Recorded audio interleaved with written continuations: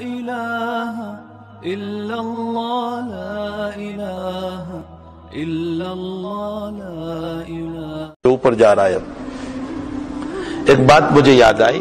حضرت نانوتوی رحمت اللہ علیہ کا ایک پڑوسی تھا، غیر مسلم، بنیا تھا، بنیا، موت ہو گئی اس کی. حضرت نانوتوی رحمت اللہ علیہ نے، یہ کس نے واقعہ لکھا ہے؟ حضرت مولانا ظفر احمد صاحب عثمانی رحمت اللہ علیہ نے، آپ کے وہاں حضرت رہ کر گئے ہیں. حضرت نے یہ واقعہ لکھا ہے. فرمایا کہ حضرت نانوتوی کے پڑوس میں ایک بنیا غیر مسلم تھا، مر گیا وہ.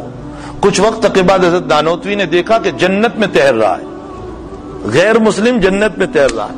تو حضرت نانوتوی نے فرمایا لالا جی، لالا جی بولتے تھے، فرمایا لالا جی تم یہاں کہاں؟ یہ تو ہماری جگہ، یعنی جنت تو ہماری جگہ، تم کہاں پہنچ گئے؟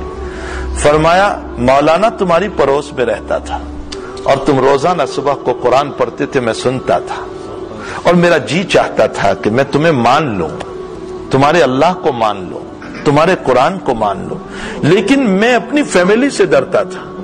جب میں آخری بیماری میں چل رہا تھا تو اس بیماری میں مجھے خیال آیا کہ میں اپنے دل سے تو مان لوں مولانا کے قرآن کو.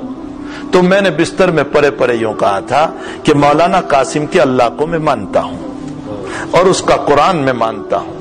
اسی میں مر گیا. مجھے نہیں پتا تھا کہ اس کو ایمان کہتے ہیں، لیکن جب اللہ کے دربار میں پہنچا تو فرمایا کہ اس ایمان کی بدولت میں تیری مغفرت کرتا ہوں. صحبت، حضرت نانوتوی کی صحبت، کتنی پڑوس میں رہتے تھے.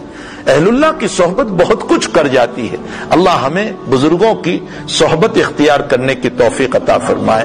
وصلی اللہ علی النبی الکریم. دعا فرمائے.